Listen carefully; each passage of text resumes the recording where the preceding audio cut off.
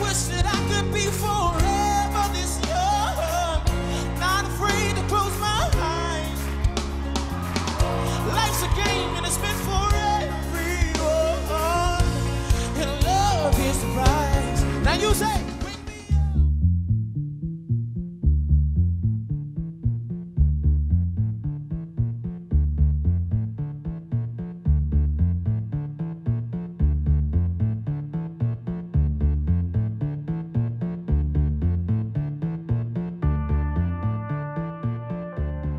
Royce, thanks for coming and being a part of this. Yeah, we love you.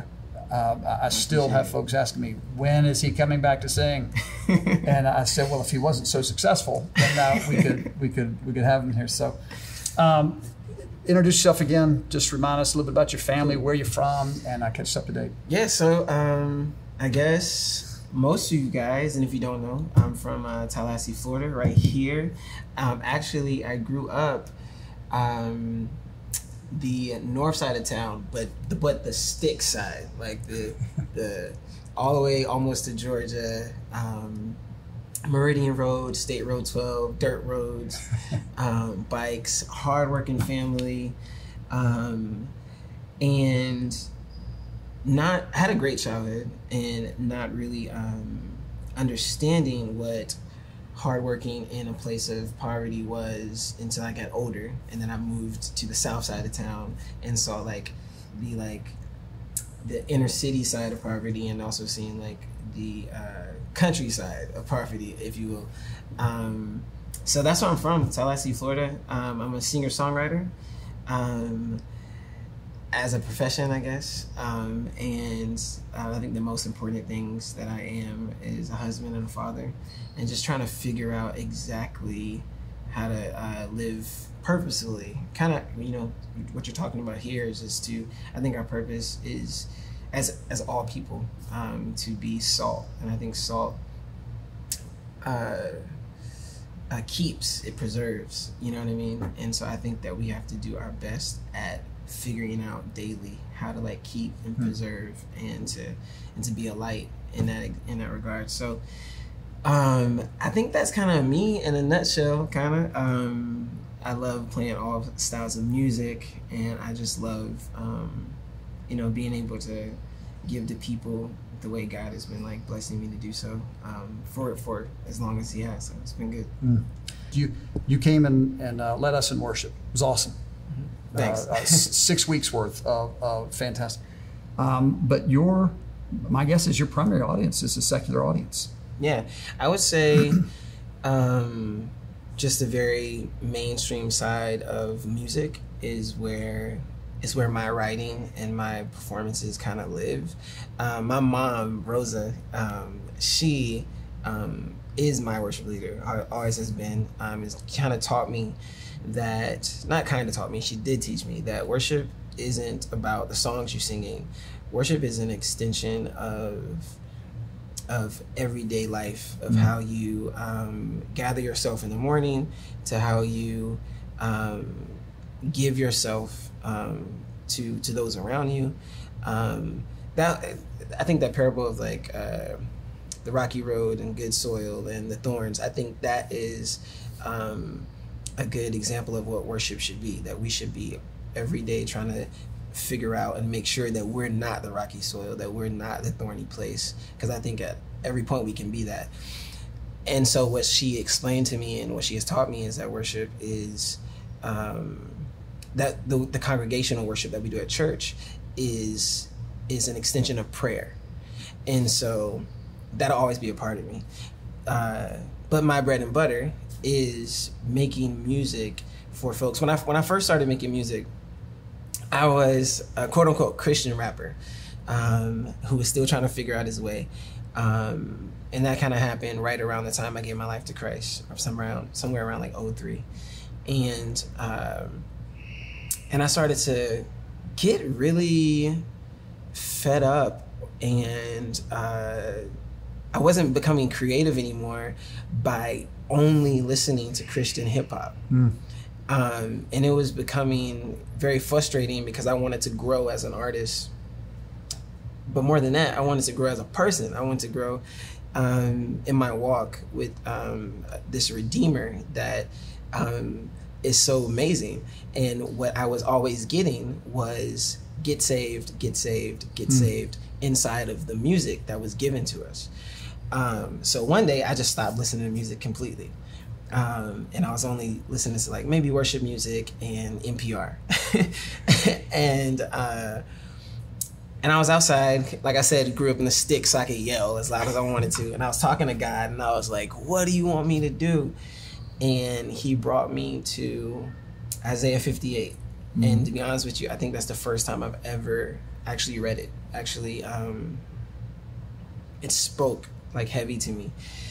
And then he gave me this quote to write for those who know and write to those who don't.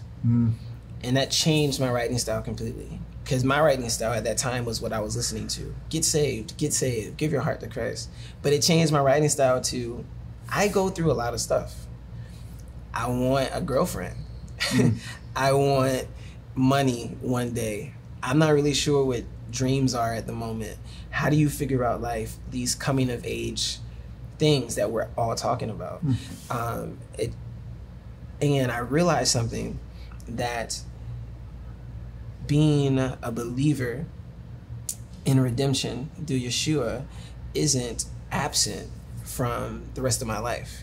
Like, I feel like sometimes we feel like it's absent from our profession, it's absent from family, and it's only recognized on Sunday morning or on Wednesday. And I come from also a culture that has a subculture that maybe some of us know as church culture.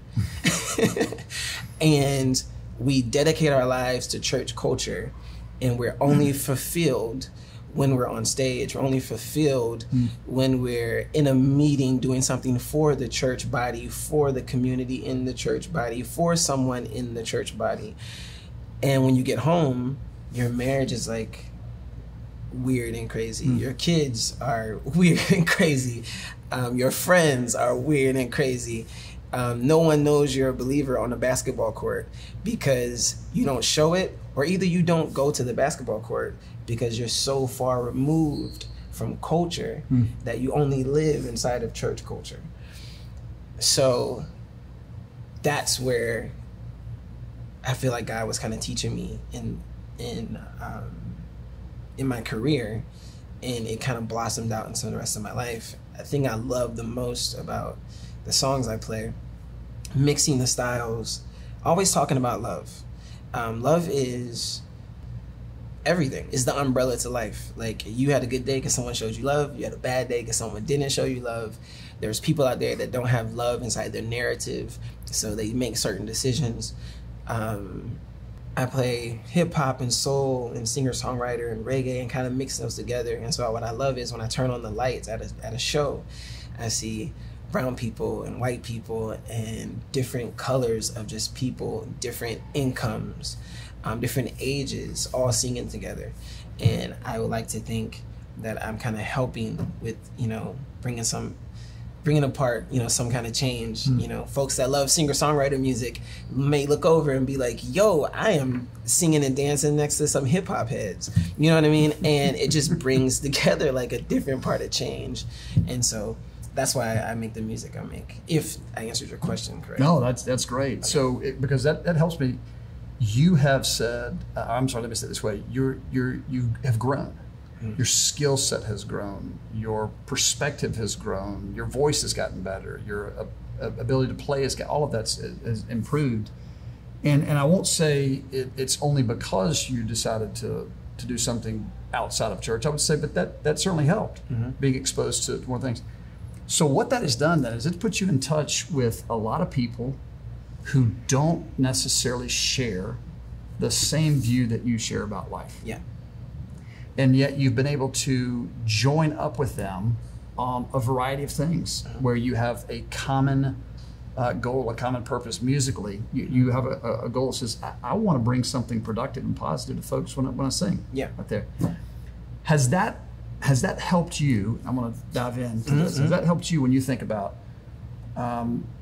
activism? Yeah.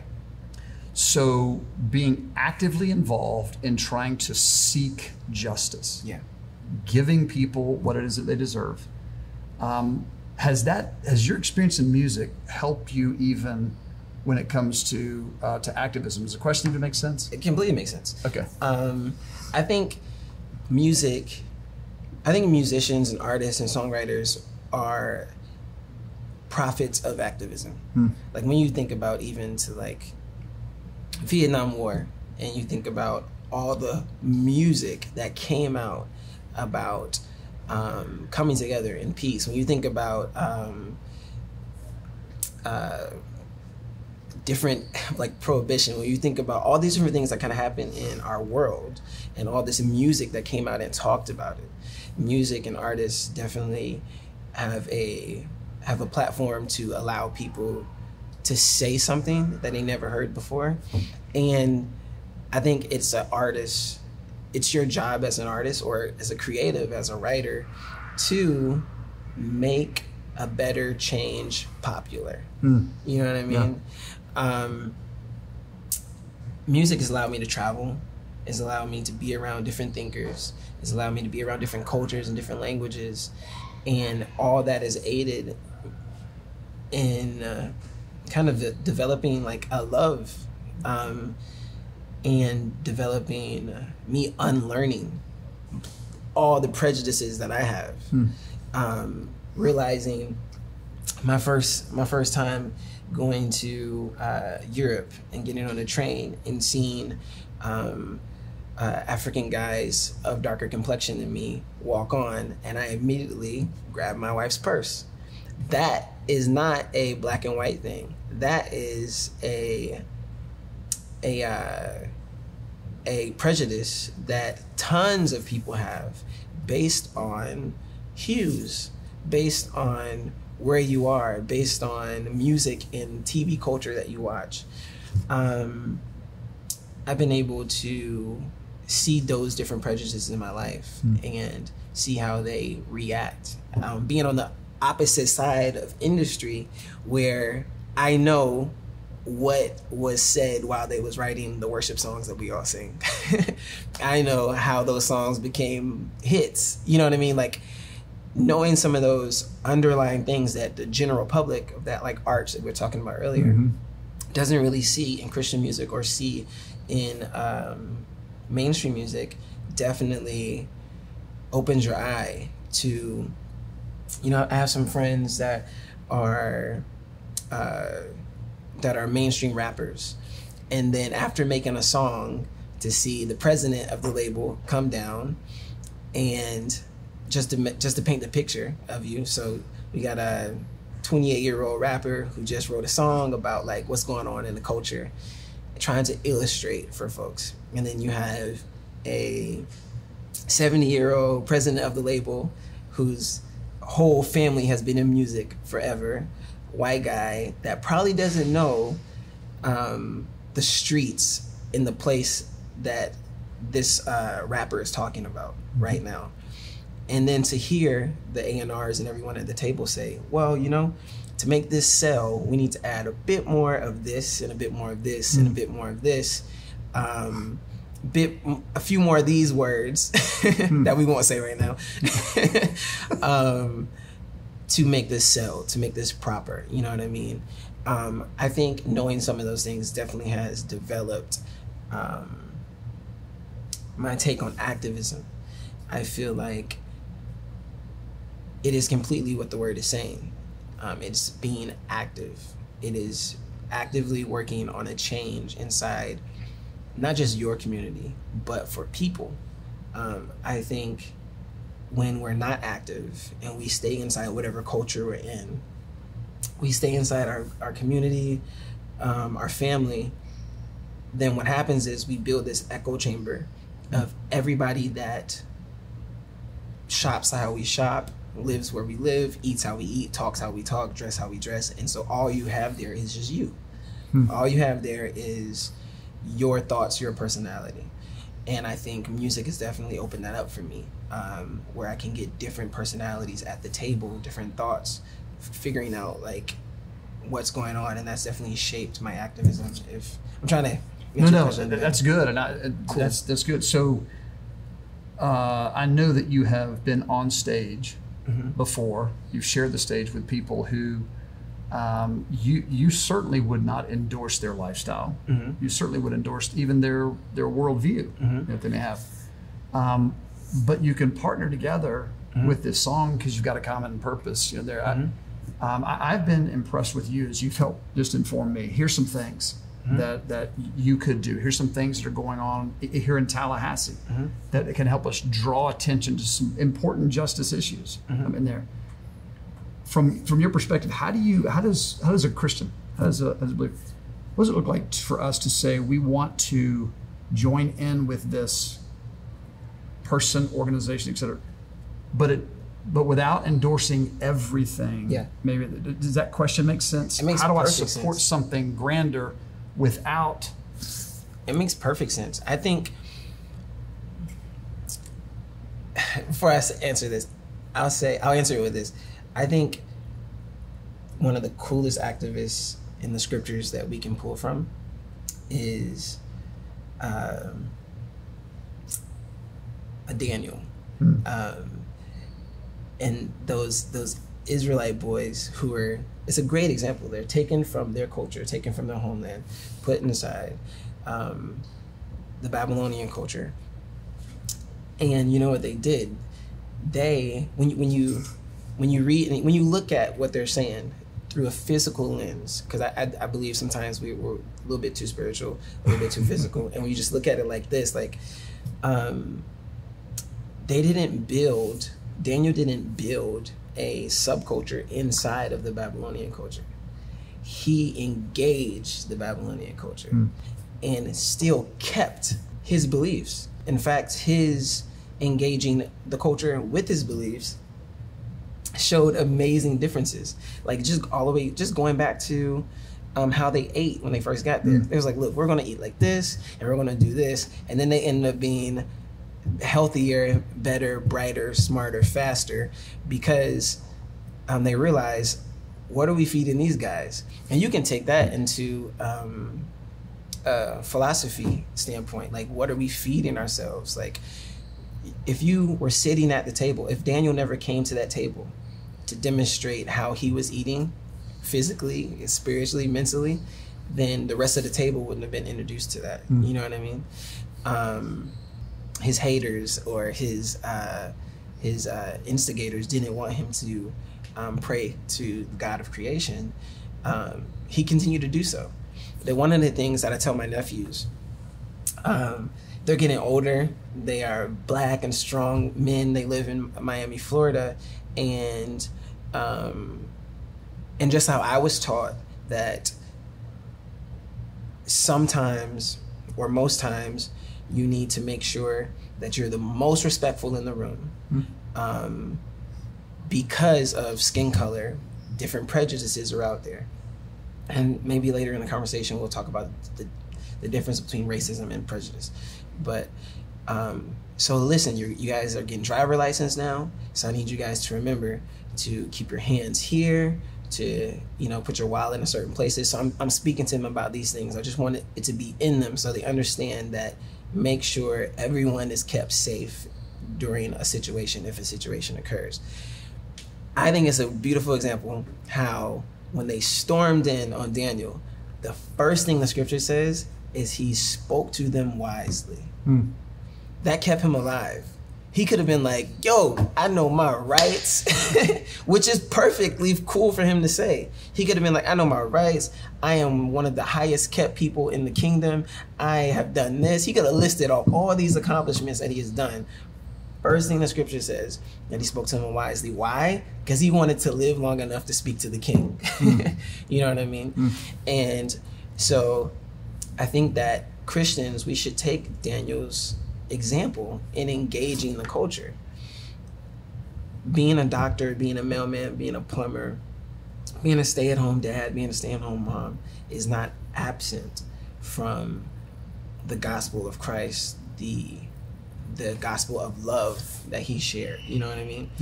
Yeah. In fact, I feel like if we were to ask God and go to him in prayer and go to him sincerely with every decision we made as a doctor. Maybe we would speak differently and recommend things differently to our patients. As a mailman, as a plumber, as a dentist. You actually have a dentist at your church. I don't do any name dropping right now, but the reason why I actually go to him is because we went to him and we said, such and such happened. And he said, you know what? God actually made your teeth to do this. So you could just wait and you don't have to pay me to fix it. That was a game changer to me. I was like, I like this guy. The reason why is because a lot of times, especially in just a money-driven capitalistic world, man gets tied up in not just religion and church, but we get tied up in politics. We get tied up in schooling. And we look out for those that we want to look out for, and we forget those that we forget.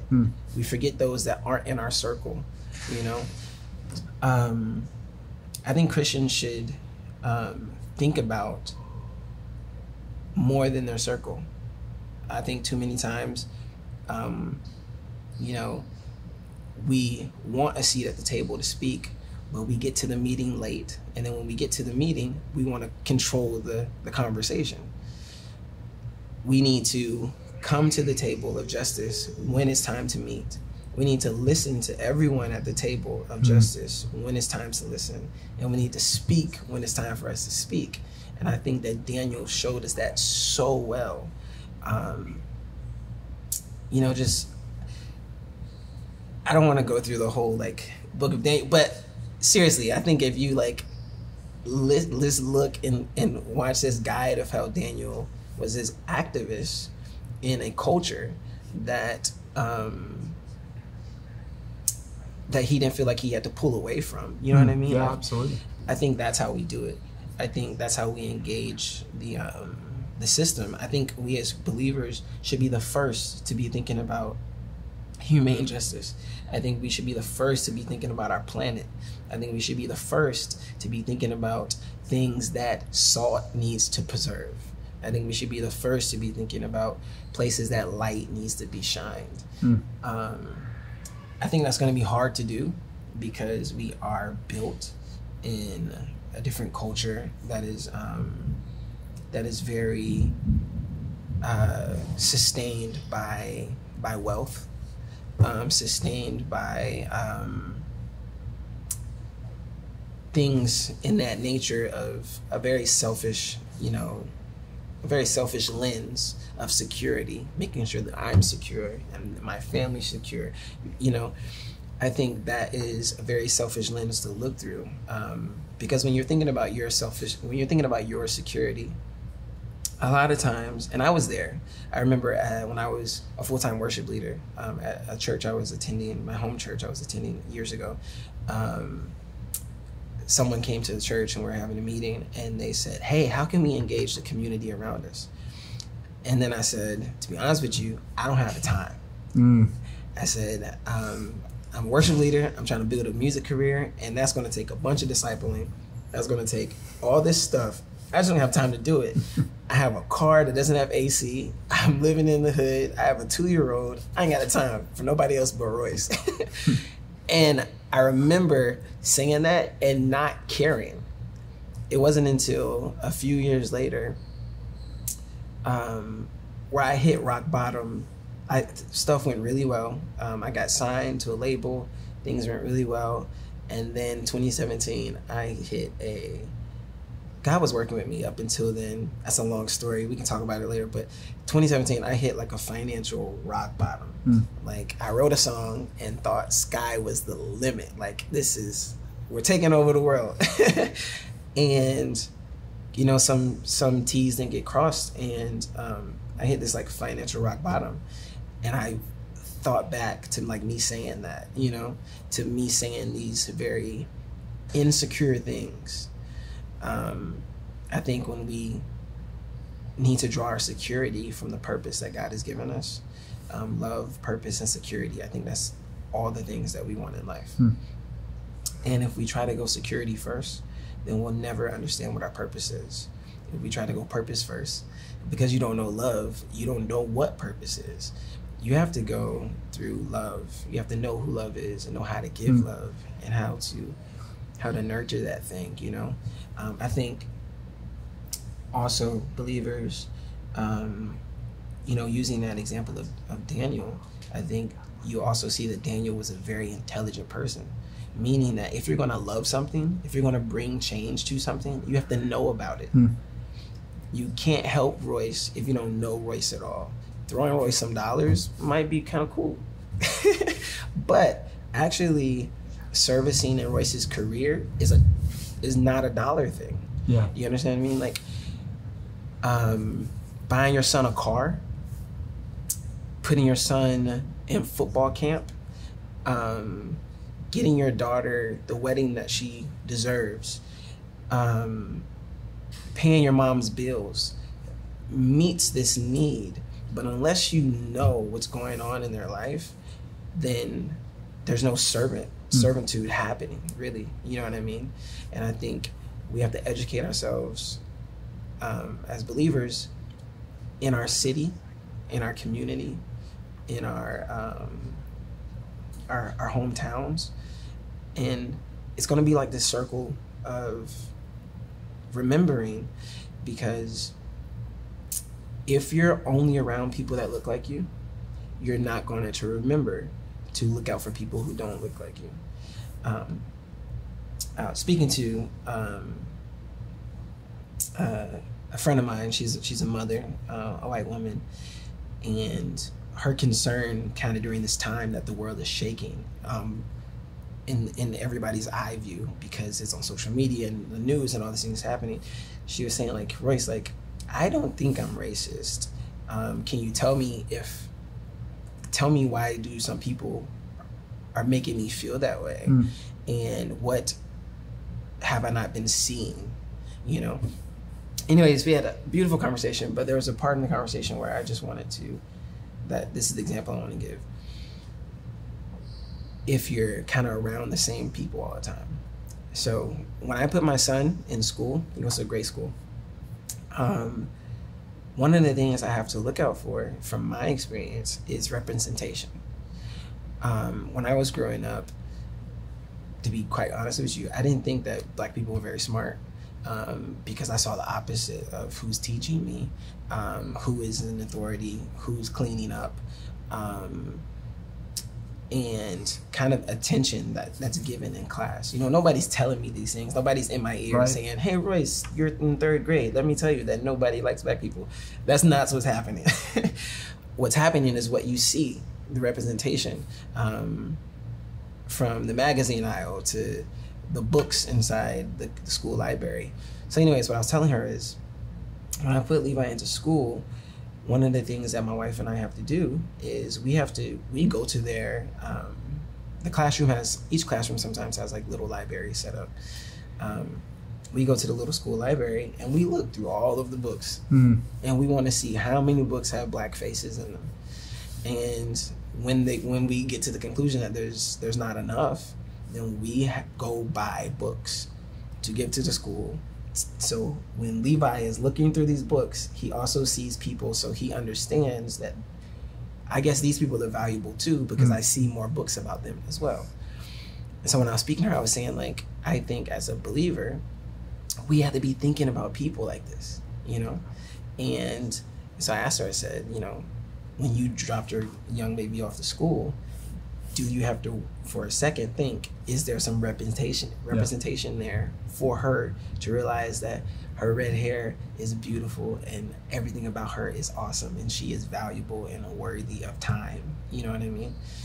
And she said, no, I don't have to think about that. And I was like, I think that is where we as believers have to be, because we are believers to shining light and being salt. We have to be there for people who are left out, people who, you know, Isaiah 58 talks about that, you know, the homeless person, the widow, the oppressed.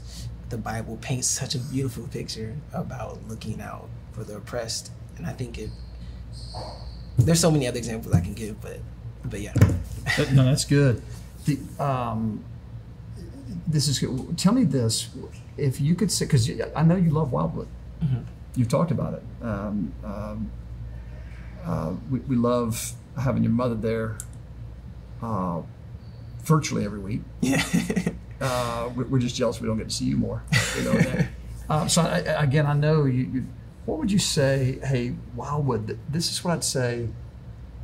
It would be good to hear this. Mm-hmm. That this would be good for Wildwood Church, that we could hear in order to learn, grow about any issue of your choosing. When you think about injustice, when you just on a broad scale, what would you say this would be good for Wildwood to hear? Because again, I want to make sure we know you're coming from a place of supporting the church. Yeah. You know, so what do we need to hear? To be honest with you, this answer is going to be a little deep, because there is just a complex layout, a foundation for church in general. Because I could say, you know, the church does a good job at reaching out when we have the time and the resources to reach out to the underserved communities and different things like that, regardless of color, but mostly just reaching out to those who are just underserved, especially financially, widows, moms, the homeless. I think what we need to think about as a church body is, who are we around? I feel like we've heard this so much that we think that hearing it is enough, and maybe doing it once is enough. Like, who's sitting at your dinner table? That doesn't mean like, hey, come over for dinner. That means like communion. You know what I mean? That means that I am learning you. I am trying to understand you. I want to know more about you. And that doesn't just happen. Like, learning about someone doesn't just happen. We have busy lives. What it might take is for a structured order plan of saying, you know what, we don't have enough of these people in our lives, and we know nothing about them, and we can't expect the church to just bust in a bunch of black people right. or bust in a bunch of Asian people or whoever so we can be around them on a Sunday morning. We can't expect the church to do that. We have to say, pick up the phone or reach out and stand out and invite those into our homes and understand them, talk to them, and do it again and again. It might take just, for, a wife or a husband or a couple to say, like, you know what, every third Thursday, we need to have somebody different in our home and talking to them. And maybe the same person over and over and over and over and over. I think that will help start change. But it's a lot more complex than eating at the table. It's actually giving that effort to dig into someone, to understand where their needs are. A lot of us don't understand local government. And since we're just talking about, I'm gonna simplify it and just talk about, what's going on right now as far as justice right. and policy change. A lot of us that live in a certain neighborhood, we only think about our neighborhood. And so even inviting someone that doesn't look like you or spend money the way you do from that same area, that conversation is still kind of complex to figure out how exactly do we engage the neighborhoods that need policy change. My neighborhood might not need policy change because I don't see it. You know what I mean? Like, I don't see, the commissioners or how the police department or how state and local government is ran because I'm comfortable. Like, I don't need to see it. I don't need to search it out. I don't need to look for justice in these areas because I'm comfortable here. And again, this isn't just a black or white thing, because for a time, I was comfortable as a black man, understanding things my mother taught me about, like, for example, like when I found out that Trayvon Martin was murdered, first thing that I said as a black man is he shouldn't have had his hoodie on. Now, that's a crushing thought for me to say, because I've learned and I've grown. The reason why I said it is because my mom would not let me out of the house with a hoodie on. But I understand it now because she wanted me to come home. Sure. I'm not saying that Trayvon's mom raised him wrong. I'm not saying anything about that. What I'm saying is that my viewpoint was I was comfortable in looking from where nobody else was looking. It didn't really care how anybody else was looking or where they were seeing things from. Until things start happening closer to home, closer to you, and now you're wondering what's going on. I think Wildwood needs to hear who is in your circle. I think the closest friend that you have can change your AC at your house. I have 4 friends I can think about right now that they can be over to my house and they don't have to ask about moving the thermostat. They'll just move it. Ooh, those are fighting words for me, man. those are your closest friends. Yeah. When you think about it. Now take it to the church. The ones who make the decisions in the church are the ones who can change the thermostat. Think about that in a philosophy way. The ones who make decisions in an organization or a business or a community of people are the ones that can change the atmosphere in the room. And if no one is thinking about changing the atmosphere in the room to focus on where Christ has told us to focus, on the fasting that he desires, like Isaiah 58 says, like, I don't want you to tear your clothes and throw up ashes, and you're praying a whole bunch, and I hear it. Why haven't you seen nothing's changed? Like, the type of fasting I want is to set the oppressed free, to give clothes to those who need it, to give food to those who need it, and do not turn down your kin. Do not turn down your family, you know? And I think that goes even deeper than skin, because we as believers believe that we're brothers, you know? And I think we have to think about all those things, you know? No, amen. This is what I've loved as you've lived out. Okay, so you've lived out. I'm going to grow. I'm going to develop. I'm going to seek. Again, I'm going to do it in music. I'm going to do it in politics. I'm going to do it in the church. I'm going to go find someone who is not like me, and you're free to come to the end of that conversation, that relationship, and say, I've grown from this. I reject this. This is helpful. I think it's a great question for us to ponder. Who are the influential agents, people in our lives, and are those people who only share my same perspective, or am I learning? Last question for you is this, man. What would you say right now to the average person who's watching, saying, I want to help. Yeah. I don't know what that looks like. I want to help. And so meeting with people, this is, even these conversations we're having are designed to help with that. Is there anything here in Tallahassee that we can say, you would say, check this out? Yeah. Yeah, I think that learning to want to help is not actually helping. It's learning how to help. And once you learn how to help, then you can help. So I think that's something we have to do. You know what I mean? But there's actions that you can take, simple actions that you can take while learning how to help, you know? Showing up. Simply just showing up. I'm a pretty busy person throughout the plethora of things that I do, and I love my family time. One of the main reasons that I decided to show up to the protest, to show up to